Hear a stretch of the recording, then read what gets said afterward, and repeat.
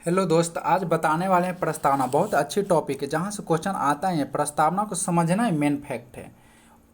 Okay, क्योंकि इसमें ऐसा क्वेश्चन छुपा होता है कि बहुत से लोग पढ़ते हैं बट क्वेश्चन बना नहीं पाते हैं। जैसे प्रस्तावना में कितने प्रकार की न्याय की बात कही गई है, कितनी स्वतंत्रता की गई है, प्रस्तावना के बारे में किसने क्या कहे हैं, तो ये सारी फैक्ट देखेंगे। तो चलिए वीडियो का अंत तक जरूर देखें। तो चलिए शुरू करते हैं। सर्वप्रथम देखते हैं प्रस्तावना। तो प्रस्तावना नेहरू द्वारा प्रस्तुत किया गया था। किसके द्वारा? नेहरू। तो देखते हैं क्या है। तो नेहरू द्वारा प्रस्तुत उद्देश्य संकल्प में जो आदर्श प्रस्तुत किया गया उन्हें संविधान के उद्देशिका में शामिल किया गया। ओके, तो जो नेहरू द्वारा संकल्प पारित किया गया था, क्या हम भारत के लोग, ऐसे करके जो वर्ड था आगे हम देखने वाले हैं। तो नेहरू द्वारा प्रस्तुत किया गया था, उसी को उद्देशिका में शामिल कर लिया गया। ये याद रखिएगा। किसके द्वारा, आपसे पूछेगा प्रस्तावना किसके द्वारा प्रस्तुत किया गया, तो पंडित जवाहरलाल नेहरू ने किए थे। ओके, अब देखते हैं सेकंड पॉइंट। प्रस्तावना को भारतीय संविधान की आत्मा कुंजी कहा जाता है। प्रस्तावना को भारतीय समाज की आत्मा या कुंजी कहा जाता है। और एक फैक्ट और याद कर रख सकते हैं, क्या? सार। आपसे पूछता कि प्रस्तावना को क्या कहा जाता, तो आत्मा, कुंजी और सार। ये क्वेश्चन आता है कि प्रस्तावना का क्या नाम है, क्या कहा जाता है। ओके, तो ये आत्मा, कुंजी और सार ये सब रख सकते। ओके, चलिए देखते हैं नेक्स्ट। प्रस्तावना पंडित जवाहरलाल नेहरू के बैठक में हुई थी। तो और कब बैठक हुई देखते हैं। पंडित जवाहरलाल नेहरू ने संविधान सभा के प्रथम बैठक के दौरान 13 दिसंबर 1946 को संविधान के समक्ष उद्देश्य प्रस्ताव रखा और इसी को शामिल कर लिया गया था। तो आपसे पूछेगा उद्देश्य प्रस्ताव कब रखा गया? 13 दिसंबर 1946। क्या, किस बैठक की? तो संविधान सभा की प्रथम बैठक। ओके, चलिए अब देखते हैं। इससे स्वीकार किया गया। तो संविधान का द्वितीय बैठक, जो संविधान सभा की द्वितीय बैठक हुई थी, इसी के दौरान 22 जनवरी 1947। ओके, कब? 22 जनवरी 1947 को स्वीकार कर लिया गया था। जो उद्देश्य का संकल्प में पारित किए थे पंडित जवाहरलाल नेहरू ने, उसे 22 जनवरी 1947 को स्वीकार कर लिया गया था। ओके, आई होप यहाँ तक आप लोग को बहुत क्लियर हो गया होगा। चलिए अब देखते हैं इसमें मेन पॉइंट। अब ये प्रस्तावना की जो भाषा है, संकल्प है, पंडित जवाहरलाल नेहरू द्वारा किया गया था, क्या क्या है उसे हम देखते हैं।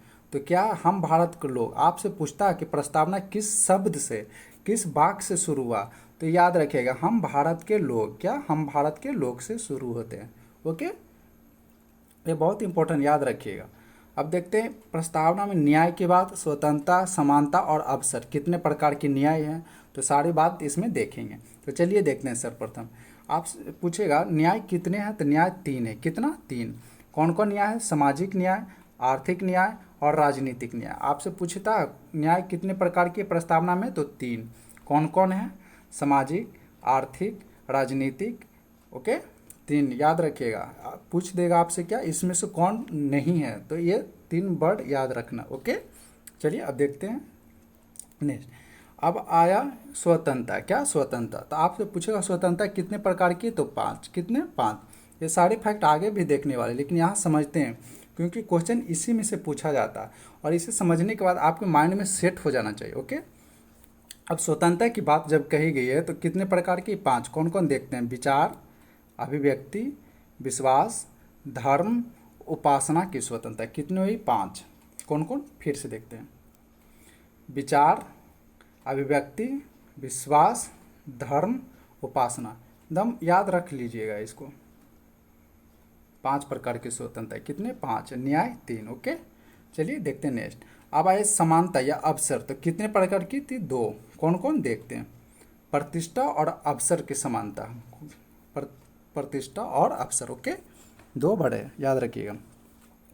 चलिए अब देखते हैं नेक्स्ट। एक अब है कि प्रस्तावना कितने देशों से प्रभावित है, कहाँ से ली गई, कौन कौन वर्ड, ये सारी बात इसमें देखेंगे। तो सर्वप्रथम देखते हैं प्रस्तावना को 4 देशों से प्रभावित किया गया। कितने देश? 4। आपसे पूछेगा भारतीय संविधान के प्रस्तावना को 4 देश से प्रभावित किया, तो कौन कौन देश है? अमेरिका, ऑस्ट्रेलिया, फ्रांस, रूस। याद रखिएगा। अमेरिका, ऑस्ट्रेलिया, एक ही अमेरिका ऑस्ट्रेलिया रट जाए। अमेरिका ऑस्ट्रेलिया, ये दोनों, फ्रांस और रूस। देखिए, फ्रांस और रूस। ओके, तो ये 4 देशों से सबसे ज़्यादा प्रभावित किया गया है प्रस्तावना। ओके, देखते हैं सेकंड। विश्व का प्रथम देश अमेरिका। क्या विश्व का प्रथम देश अमेरिका जो प्रस्तावना को अपने संविधान में शामिल किया गया। आपसे पूछेगा कौन सा विश्व का प्रथम ऐसा देश है जो प्रस्तावना को अपने संविधान में शामिल किया, तो कौन है? अमेरिका। कौन? अमेरिका। ओके, अब देखते हैं थर्ड, ऑस्ट्रेलिया के संविधान से प्रस्तावना की भाषा। आपसे पूछेगा प्रस्तावना की भाषा किस देश से ली गई, किस देश से प्रभावित है, तो कहाँ से? ऑस्ट्रेलिया। ओके, क्या है? प्रस्तावना की भाषा, याद रखिएगा। ओके, अब चौथा देखते हैं, फ्रांसीसी क्रांति। आपसे पूछेगा फ्रांसीसी क्रांति कब हुई? 1789। एक तो ये हो गया। आप देखते हैं यहाँ से फ्रांसीसी क्रांति से क्या क्या लिया गया था, कौन कौन शब्द ली गई है, तो चलिए इसके बारे में देखते हैं। तो फ्रांसीसी क्रांति 1789 के दौरान स्वतंत्रता, समानता और बंधुत्व शब्द लिया गया।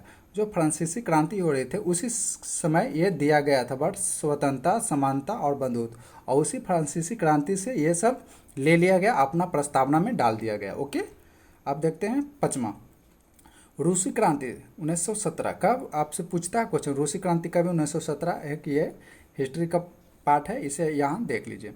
तो रूसी क्रांति 1917 के दौरान सामाजिक, आर्थिक और राजनीतिक न्याय। क्या? सामाजिक और आर्थिक और राजनीतिक न्याय की बात कही गई। जो 3 प्रकार की न्याय है कहाँ से ली गई? रूस से।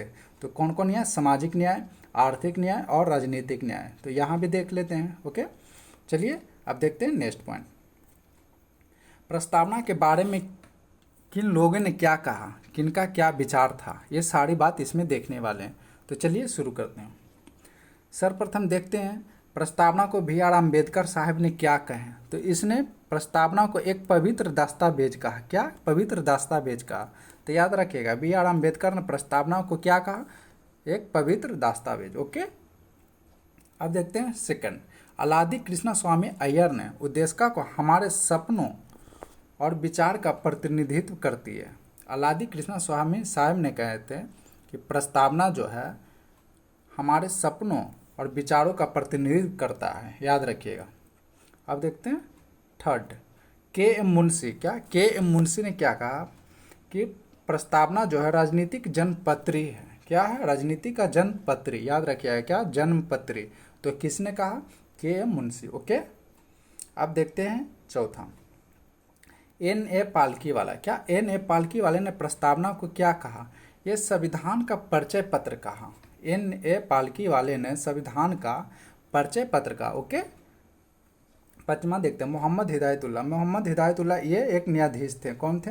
न्यायाधीश थे, और ये एक बार राष्ट्रपति बने थे। ओके, तो ये सब फैक्ट याद रख सकते हैं। तो देखते हैं मोहम्मद हिदायतुल्लाह ने क्या कहा। तो मोहम्मद हिदायतुल्लाह ने प्रस्तावना को अमेरिका के घोषणा पत्र के समान बताया। क्या? अमेरिका के घोषणा पत्र के समान बताया। किसने? मोहम्मद हिदायतुल्लाह। ओके, ये याद रखिए। अब देखते हैं छठा, अर्नेस्ट वार्कर। क्या? अर्नेस्ट वार्कर साहब ने क्या बोला कि प्रस्तावना कुंजी नोट की तरह है। क्या? प्रस्तावना कुंजी नोट की तरह है। किसने बोला? अर्नेस्ट वार्कर ने। Ernest Walker. ओके, अब देखते हैं सर अलादी कृष्णा एक और थे, ये सेम ही है, ये और ये दोनों सेम है। ओके, तो देखते हैं इसमें सिर्फ सेंटेंस का अलग मायने निकाला गया। तो अलादी कृष्णा स्वामी ने क्या? प्रस्तावना को हमारे दीर्घकालिक सपनों का विचार कहा गया। दीर्घकालिक सपनों का विचार किसने कहा? सर अलादी कृष्णन, सर अलादी कृष्णा अय्यर ने। ओके, आई होप यहाँ तक आप लोग को क्लियर हो गया होगा। एक बार जल्दी जल्दी देखते हैं किसने क्या कहा। तो सर्वप्रथम देखते हैं BR अम्बेडकर ने क्या कहा? पवित्र दस्तावेज। क्या? पवित्र दस्तावेज अम्बेडकर। ओके, सेकंड देखते हैं अलादी कृष्णा स्वामी ने क्या कहा?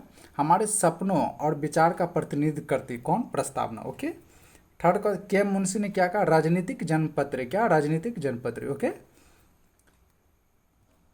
NA पालकीवाले ने क्या कहा? प्रस्तावना को हमारे परिचय पत्र, संविधान का परिचय पत्र। किसने? NA पालकीवाले। ओके, पांचवा, मोहम्मद हिदायतुल्लाह ने प्रस्तावना को अमेरिका के घोषणा पत्र के समान बताया। अर्नेस्ट वार्कर ने प्रस्तावना को कुंजी नोट बताया। अलादी कृष्णा स्वामी ने हमारे दीर्घकालिक सपनों का विचार है। क्या? हमारे दीर्घकालिक सपनों का विचार। आई होप यहाँ तक आप लोग को बहुत अच्छी तरह क्लियर हो गया हो। तो चलिए देखते हैं नेक्स्ट, अब प्रस्तावना में कितने प्रकार की न्याय और स्वतंत्रता और अवसर की जो बात कही गई है उससे देखते हैं। चलिए शुरू करते हैं। तो सर्वप्रथम देखते हैं 5 प्रकार की स्वतंत्रता की बात कही गई। कितने? 5 प्रकार की। कौन कौन है देखते हैं। विचार, अभिव्यक्ति, धर्म, उपासना और विश्वास। तो कितने हुई? 5। कौन कौन देख लेते हैं? विचार, अभिव्यक्ति, धर्म, उपासना, ओके, और विश्वास। तो ये बहुत इंपॉर्टेंट, आपसे पूछता है कितने प्रकार की है, आपसे पूछ देगा इसमें से कौन प्रस्तावना की स्वतंत्रता नहीं है। तो ये सारे फैक्ट याद रखेंगे। अब आया आपकी क्या? न्याय। न्याय की बात किया गया तो कितने? 3 न्याय। और ये स्वतंत्रता की बात कही तो कितने हैं? 5। तो 3 न्याय है। कौन कौन? सामाजिक, आर्थिक, राजनीतिक। कौन कौन? सामाजिक, आर्थिक, राजनीतिक। एक लाइन में याद रखिए, सामाजिक, आर्थिक, राजनीतिक। ये क्या है? न्याय। कितने न्याय है? 3। स्वतंत्रता कितना है? 5। ओके, आई होप यहाँ तक क्लियर हो गया होगा। अब चलिए देखते हैं नेक्स्ट पॉइंट। प्रस्तावना में 2 प्रकार की समानता की बात कही है। तो 2 प्रकार की समानता कौन कौन है? प्रतिष्ठा की समानता और अवसर की समानता। कौन? प्रतिष्ठा और अवसर, याद रखिएगा, प्रतिष्ठा और अवसर। ओके, चलिए अब नेक्स्ट पॉइंट देखें। प्रस्तावना में जो वाद कहा गया, किसमें क्या वाद कहा, किसमें अंग माना गया, किसमें नहीं माना गया, किसमें संशोधन हो सकता है, ये सारे फैक्ट देखने वाले हैं। तो चलिए शुरू करते हैं। प्रस्तावना को न्यायालय में परिवर्तित नहीं किया जा सकता, याद रखिएगा, प्रस्तावना को न्यायालय में परिवर्तित नहीं किया है। और किसने कहा? मेन ये याद रखना, 2 वर्ड याद रखना है। न्यायालय में परिवर्तित नहीं किया जाता तो किसने कहा? यूनियन ऑफ इंडिया बनाम मदन गोपाल 1957 के निर्णय में कहा गया, याद रखिएगा। अब देखते हैं सेकंड, बेरुवाड़ी वाद यूनियन बाद में 1960। कौन? बेरुवाड़ी ने सर्वोच्च न्यायालय ने कहा जहां संविधान की भाषा संदिग्ध हो, क्या? जहां संविधान की भाषा संदिग्ध हो, प्रस्तावना विधि निर्वाचन में सहायता करती है। ओके, ये याद रखिएगा। अब देखते हैं बेरुवाद में सर्वोच्च न्यायालय ने प्रस्तावना को संविधान का अंग नहीं माना है। तो संविधान का अंग नहीं माना है किसमें? बेरुवाड़ी वाद में। ये कब हुआ था? 1960 में। यही सब क्वेश्चन पूछता है यहाँ से, इसलिए इसे याद रखिएगा। अब देखते हैं सर्वोच्च न्यायालय ने बेरुवादी वाद को संविधान का अंग नहीं माना। तो यहाँ तक देख लिया हम लोग। अब देखते हैं केशवानंद भारती में। तो केशवानंद भारती बहुत इंपॉर्टेंट, क्योंकि इससे क्वेश्चन बहुत पूछता है। तो क्या? केशवानंद भारती। चलिए केशवानंद भारती को देखते हैं। सर्वोच्च न्यायालय के केशवानंद भारती, क्या? सर्वोच्च न्यायालय के केशवानंद भारती राज्य केरल। कौन? बनाम केरल। केरल राज्य बाद 1973, याद रखिएगा कब हुआ था? 1973 में। कहा गया प्रस्तावना संविधान का अंग है, बहुत इंपॉर्टेंट है। आपसे पूछेगा प्रस्तावना संविधान का अंग है, किस बाद में कहा गया?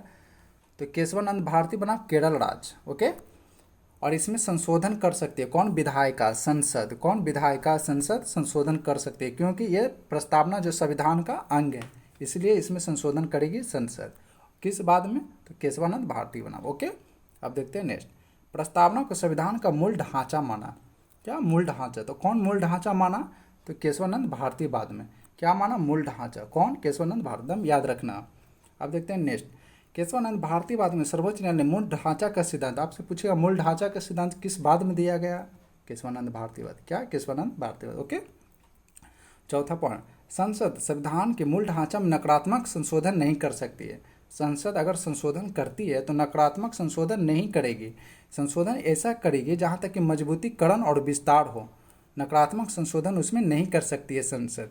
किस बाद में कहा गया? ये सारी बातें केशवानंद भारती बनाम केरल राज्य में ही कहा गया। ओके, आई होप यहाँ तक आप लोग को क्लियर हो गया होगा। तो चलिए देखते हैं नेक्स्ट, और ये लास्ट है। ओके, तो चलिए देखते हैं क्या है। 42वें संविधान संशोधन 1976। आपसे पूछेगा 42वां संविधान संशोधन 1976 के द्वारा क्या क्या जोड़ा गया? तो देखते हैं, समाजवादी, पंथ निरपेक्ष, राष्ट्र की अखंडता। तो आपसे ये भी क्वेश्चन पूछता है कि प्रस्तावना में कितने बार संशोधन किया गया? तो प्रस्तावना में तो कितने बार संशोधन किया गया? तो 1 बार। कब? 42वां संशोधन 1976। और इसमें क्या क्या जोड़ा गया 42वां संशोधन 1976 द्वारा?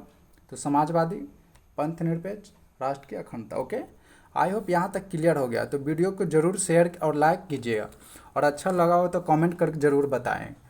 तो चलिए अब आज तक ये